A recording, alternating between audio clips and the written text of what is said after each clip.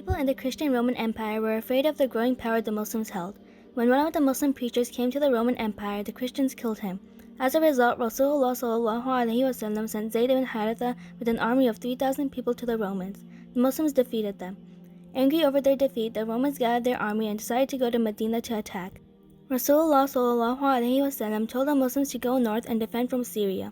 Some Muslims stayed behind due to their fear. Even though Rasulullah was 60 years old at that time, he led the army himself. The Roman army heard of the Muslims' march and fled in fear. This was another victory for the Muslims. The people who were too afraid to accompany Prophet Muhammad ﷺ were very ashamed. They begged Allah for forgiveness. Then Rasulullah was given wahi that Allah had answered their pleas and forgave them through His mercy. Around this time, the leader of the hypocrites, Abdullah ibn Ubay ibn Salul, died. Rasulullah gave the funeral prayer for him and covered him with his own shirt. Many of the munafiqun became Muslims after seeing that brilliant act of kindness and respect towards an enemy of Islam. Islam was now the strongest power in all of Arabia. It had been 23 years since Rasulullah became a prophet, and his mission to teach Islam was nearing its end. The revelation of the Quran was also almost complete. During this time, Rasulullah ﷺ wanted to make Hajj and took 120,000 Muslims with him to Mecca. On the third day of Hajj, the Muslims gathered on the plains of Arafat. Rasulullah on the peak of Jabal al-Rahmah, the place where the Prophet would deliver his final speech.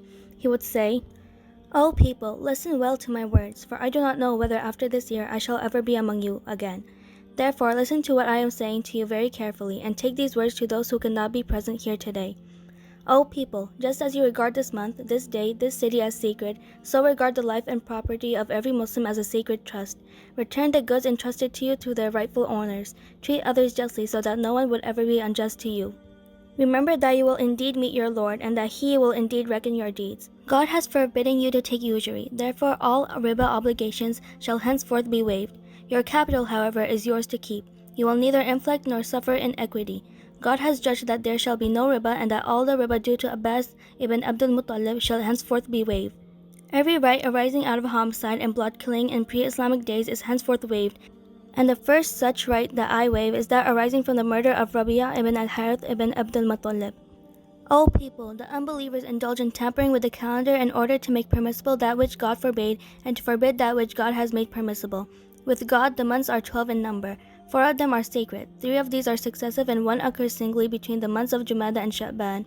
Beware of the devil for the safety of your religion. He has lost all hope that he will ever be able to lead you astray in big things. So beware of following him in small things. Remember that you have taken them as your wives only under God's trust and with His permission. If they abide by your right, then to them belongs the right to be fed and clothed in kindness. Treat your women well and be kind to them, for they are your partners and committed helpers. It is your right, and you do not make friends with anyone of whom you do not approve of, as well as never to be unchaste. O people, listen to me in earnest. Worship God, the one creator of the universe.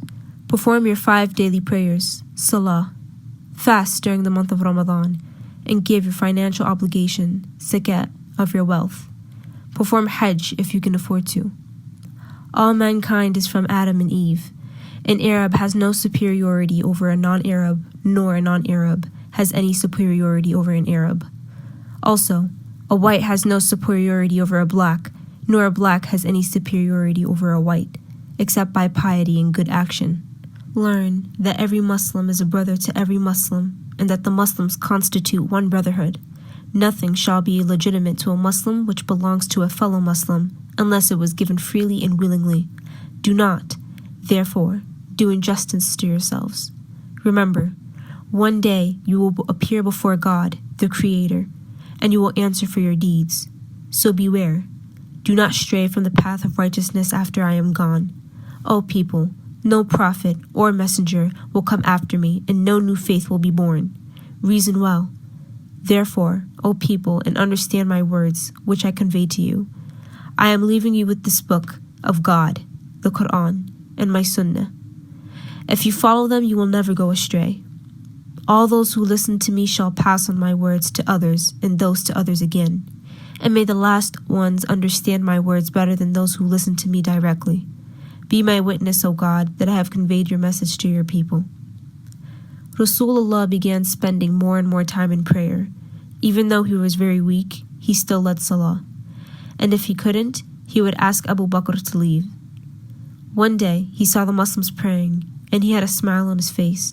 He passed away saying, "Up to the Most High Companion, in the lap of his wife, Aisha."